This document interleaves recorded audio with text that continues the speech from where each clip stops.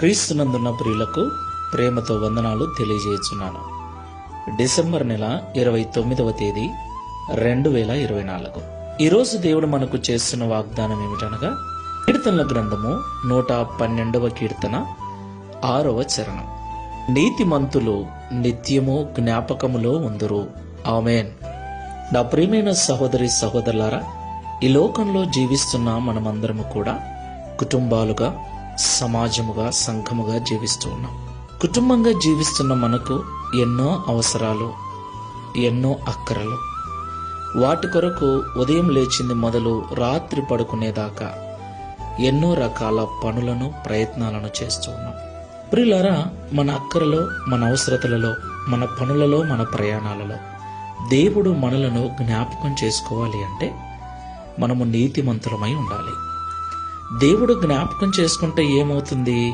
అవును, ఆయన జ్ఞాపకాలలో మనం ఉన్నట్లయితే ఈ లోకంలో మనము పడే ప్రయాస వ్యర్థము కాకుండా, మనము చేసిన కష్టము నష్టముగా మారకుండా, మన కష్టార్జితము పరలోపాలు కాకుండా దేవుడు దానిని కాపాడుతాడు. దేవునికి మహిమ కలుగును గాక. అంత మాత్రమే కాదు ప్రియులారా, దావీదు గారు అన్నట్లు, నేను చిన్నవాడనై ఉంటిని, ఇప్పుడు పెద్దవాడనై ఉన్నాను. అప్పటి నుండి ఇప్పటి వరకు నీతిమంతులు విడవబడుట గాని, వారి పిల్లలు భిక్షమెత్తుట గాని నేను చూడలేదు అంటాడు. దేవునికి మహిమ కలుగును గాక. ప్రియులారా, నీతి మనకు మంచిది.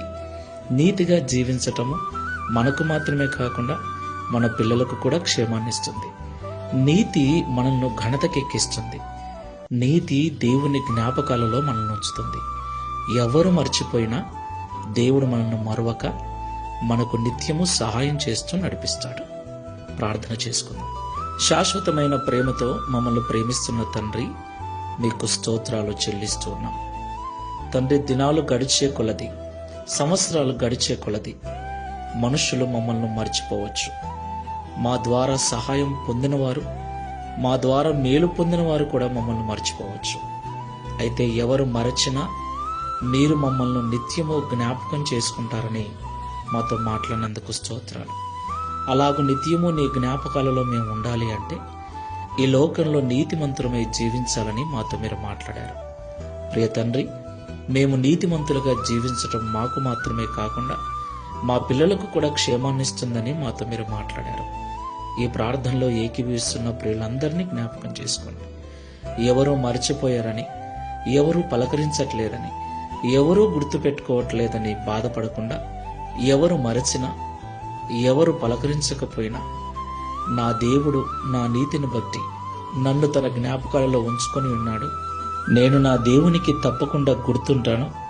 ఆయన నా ప్రతి అవసరము తీరుస్తాడన్న నమ్మకముతో, విశ్వాసముతో నీతి ప్రవర్తన గలవారై ఉండుటకు సహాయం చేయమని, తద్వారా ఈ దిన వాగ్దానమును మా అందరి జీవితంలో నెరవేర్చి మీ నామమును మహిమపరచుకొనమని యేసు క్రీస్తు వారి నామములో ప్రార్థించి వేడుకుంటున్నాము తండ్రి. Amen. Praise the Lord. God bless you.